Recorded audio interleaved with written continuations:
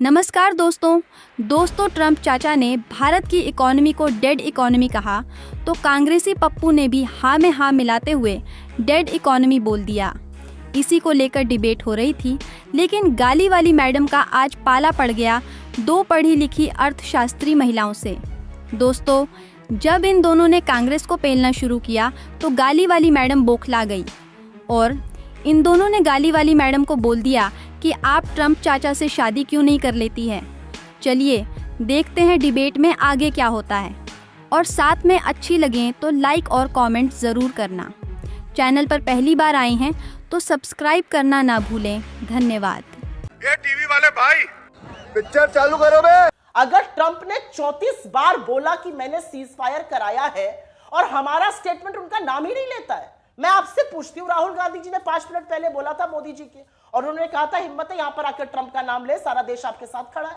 मोदी जी 1 घंटा 42 मिनट बोले, 15 बार नेहरू जी का नाम लिया, लेकिन ट्रंप का नाम और चीन का नाम नहीं ले पाए। क्यों नहीं ले पाए? मुझे ऐसा लगता है कि ये जो नाराजगी हुई, जो रिश्तों में कड़वाहट आई, इस सब की वजह क्या थी? आज देश ये जानना चाहता है। अरे यज्ञ हो रहे थे, हवन हो रहे थे, पूजा पाठ हो रही थी, मंत्र पढ़े जा रहे थे, ट्रंप बन जाए। ट्रंप ना सिर्फ 34 बार ये कहते हैं मैंने सीज फायर कराया, हमारा प्रधानमंत्री उनका नाम नहीं ले पाते। आज तो हर हिंदुस्तानी के मन में एक सवाल है, इतना सस्ता तेल हमने रशिया से खरीदा, उसका फायदा किसको मिला? किस हिंदुस्तानी के लिए पेट्रोल और डीजल कम हुआ क्योंकि 28 बिलियन डॉलर की हमने बचत कर ली? ये सारे सवालों का जवाब कौन देगा?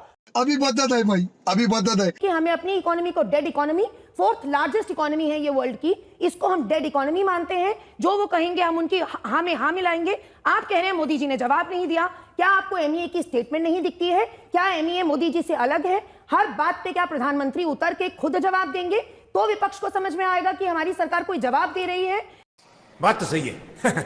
आप ये कहते हैं कि पेट्रोल अगर हमने खरीदा तो इसका ग्राहकों को कोई फायदा नहीं हुआ। ये क्या मायोपिक विजन है मैडम, कि क्या पेट्रोल केवल एक आपकी गाड़ी चलती है तो उसके लिए यूज होता है? It is the most important raw material intermediate good for anything that you are producing.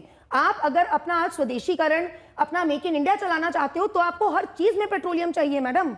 इस चीज को हम क्यों आज निगेट कर रहे हैं? मैं ट्रंप के लिए तो केवल यही कहना चाहूंगी कि ये मुगलों का भारत नहीं है जिसने यहाँ पे कॉलोनियलिज्म होने दिया, ये मोदी जी का भारत है। मुझे लगा था कि ये प्रोफेसर साहिबा है और मैं इनसे उलझना नहीं चाह रही थी, लेकिन क्योंकि इन्होंने काफी पॉलिटिकल स्टेटमेंट्स दिए और मेरा नाम लेकर दिए तो मैं इनको पॉलिटिकल जवाब ही दूंगी। मैं यूजुअली प्रोफेसर्स और रक्षा विशेषज्ञों से तू मैं नहीं पढ़ती हूँ, हमारी बहस बीजेपी से होती है, लेकिन उन्होंने विशुद्ध पॉलिटिकल स्टेटमेंट्स दिए तो अब इनको सुनना पड़ेगा। नहीं, मैं नहीं मानता।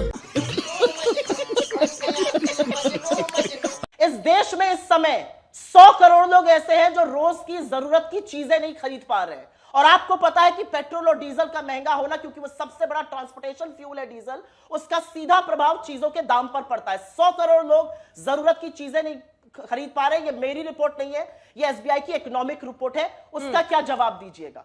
एमईए की स्टेटमेंट की बड़ी चर्चा हो रही है। मैंने भी एमईए का स्टेटमेंट पढ़ा और मुझे ऐसा लगता है कि इस देश को बहुत पहले बोल देनी चाहिए थी बहुत सारी बातें। जब पहली दिन उन्होंने कहा मैं श्रेय लेता हूं सीज फायर का, नहीं आप नहीं ले सकते हैं, नाम लेके बोलना चाहिए था। जब उन्होंने असीम मुनीर को बुलाया, हमें कहना चाहिए था गलत कर रहे हैं आप नरसंहार करने वाले को कैसे बुला रहे हैं। जब उन्होंने एप्पल को धमकी दी, हमें बोलना चाहिए था ये गलत है। कहां गए वो बॉयकॉट करने वाले लोग? लेकिन सुप्रिया जी, आपने कहा हम बैटिंग नहीं कर रहे हैं, लेकिन जब डोनाल्ड ट्रंप कहते हैं डेड इकोनॉमी तो राहुल जी तुरंत कहते हैं हाँ डेड इकोनॉमी। ये हाँ में हाँ मिलाना नहीं है तो क्या है? क्या बढ़िया था गुरु। आपको लगता नहीं है हिंदुस्तान की इकोनॉमी डेड है? आपको लगता नहीं है 100 करोड़ लोग अगर रोज की जरूरत की चीजें नहीं खरीद पा रहे हैं? लेकिन ट्रंप के खिलाफ एक सेकंड ट्रंप के खिलाफ मोदी बोले, लेकिन ट्रंप के खिलाफ राहुल जी नहीं बोले। मतलब आप कह रहे हैं ना Trump is a liar, PM बोले, लेकिन ट्रंप के हाँ में हाँ क्यों मिलाए फिर राहुल जी? क्या बात है सर, क्या बात है सर, क्या बात है। मैडम, आपने कहा आपके लोगों को बेसिक गुड्स नहीं मिल रहे हैं, तो आप कांग्रेस इस समय क्या चाहती है कि क्या हम अपना ये बात मान लें, रशिया से इसको इंपोर्ट करना बंद कर दें ऑयल को, और अपनी प्राइसेस बढ़ा ले? क्या आप ये बैटिंग करना चाह रही हैं? और साथ में आप कंफ्यूज्ड हैं totally, I would like to say that कि एक तरफ मैडम बोलने दीजिए, एक तरफ आप कहती हैं कि डेटा क्या है, एक तरफ आप डेटा कोट करती हैं और एक तरफ आप डेटा रिफ्यूट करती हैं।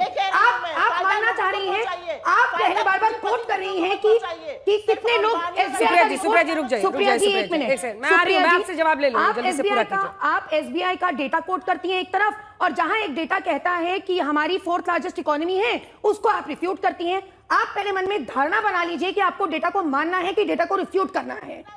क्या करूं, मैं मर जाऊं? पानी पी। मेरी कोई फीलिंग नहीं है। हाँ ठीक है, पानी। तो मैं तो वापस अपने पहले सवाल पर ही जाऊंगी और पूछूंगी, इतना पर्सनल स्टेक लगा था, इतनी कोशिश थी, अमेरिका इतना बड़ा दोस्त था, मोदी जी इस बार तो अमेरिका गए बिना न्योते के गए, और इसीलिए ट्रंप उनको दरवाजे तक लेने नहीं आए। 4-5 लोग उस दिन और आए थे, उनको लेने आए थे, बाद में प्रोटोकॉल से पता चला इसलिए नहीं आए क्योंकि वो बिना न्योते के गए थे। इतनी आत्मीयता और अब इतनी कड़वाहट, इतनी खट्टास हो गई। मतलब बीजेपी और सरकार ये मानती है कि हमने गलत व्यक्ति पर दाव लगा दिया था। मैं तो ये पूछना चाह रही हूं, क्या आप मानते हैं कि आपकी विदेश नीति पूरी तरह से विफल हो गई? क्या आप मानते हैं कि जो पीयूष गोयल 15 दिन तक पड़े रहे अमेरिका में ट्रेड डील के लिए, उनके हाथ लगा, टाई टाई फिस हो गए वो? तो जो बार बार प्रश्न पूछा जा रहा है कि मोदी और ट्रंप के बीच में क्या हुआ, ये बिल्कुल वैसे ही है जब हिंदी चीनी भाई भाई के नारे लगाए जाते थे, जब हमने प्लेट में से जाकर यूएनएससी की परमानेंट सीट चीन को दी थी और इसके बाद चीन ने भारत पर हमला किया था। मैं इतिहास में नहीं जाना चाहती, बहुत सारे ऐसे ब्लंडर्स है जिसपे हम बहस कर सकते हैं। अभी मैं विषय पर आऊंगी। एक ऐसे देश का राष्ट्रपति जिसको ये नहीं पता कि उसके देश का 5.2 बिलियन का व्यापार रशिया के साथ है, जिसमें 2.5 से 3 बिलियन के वो इंपोर्ट्स ले रहे हैं। इंपोर्ट्स भी किसके? पैलेडियम के, ईवी बनाने के लिए, फर्टिलाइजर्स के और यूरेनियम हेक्साफ्लोराइड के। ये भारत बता रहा है, विद सोर्स बता रहा है, और तब ट्रंप ऐसे रिएक्ट कर रहे हैं कि अच्छा मुझे तो पता ही नहीं था। और वो एक ऐसे देश को डेड इकोनॉमी कह रहा है जो विश्व की सबसे तेजी से बढ़ती अर्थव्यवस्था है, जिसका अभी ग्रोथ रेट 6.4% का है, यूएस का ग्रोथ रेट 2.8% का है, पाकिस्तान को 2.7% का है। एक ऐसा देश जो 1,23,000 स्टार्टअप्स के साथ वैश्विक राजनीति में, वैश्विक इकोनॉमी में बहुत दृढ़ता के साथ खड़ा है। 2014 में हम 10वें पायदान पे थे अंजना जी, हम 4थे पायदान पर आ गए अर्थव्यवस्था की दृष्टि से। तो यहां पर यदि हम फैक्चुअल बात करें तो हमें यह देखना चाहिए कि ट्रंप ने अपने अंदरूनी कारणों से वो बार बार अलग अलग टर्फ्स पर फ्लॉप हो रहे हैं। इसीलिए वो ये टैरिफ की जो धमकी और टैरिफ जो इंपोज कर रहे हैं वो सिर्फ भारत पे नहीं कर रहे हैं। ये जो यहाँ पर जैसे सुप्रिया जी बैठी हैं, राहुल गांधी हैं, ये अगर ब्राजील में होते तो ये पता नहीं क्या करते। वहां तो अभी सत्ता, विपक्ष, लोग, एनजीओ सब एक होकर के वहां ट्रंप का विरोध कर रहे हैं। और हमारे यहाँ ये देखना बहुत दुर्भाग्यपूर्ण है कि हमारे यहाँ से सुर्री छोड़ी जाती है और उस सुर्री को ट्रंप पकड़ के और फिर एक नया स्टेटमेंट दे देते हैं। ये बड़ी अच्छी बात कही आप कि अभी सुप्रिया जी ने, अगर आपने जो उनकी अगली बाइट देखी हो जो अभी उन्होंने हाल फिलहाल में दी है, उसमें और पहली बाइट में कोई फर्क ही नहीं है। हमने गलत आदमी पे बैटिंग कर ली, हमने गलत आदमी को दोस्त बना लिया।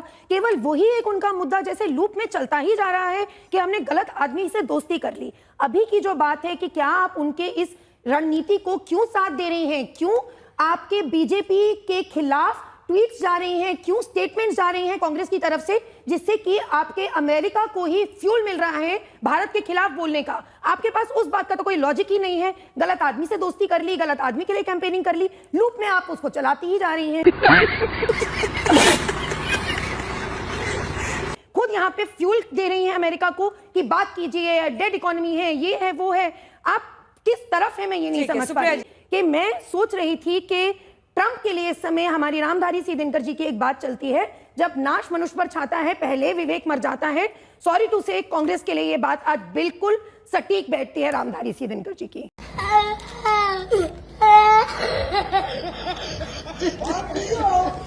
इस पैनल में कोई भी बैठकर मुझसे यह नहीं पूछने की हिमाकत कर सकता है कि मैं कहां से हूं।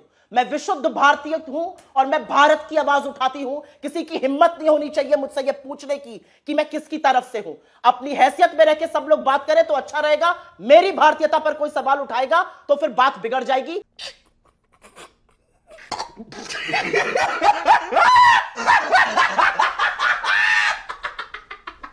आपकी हिम्मत कैसे हुई कहने की मैं कहां से बैटिंग कर रही हूं?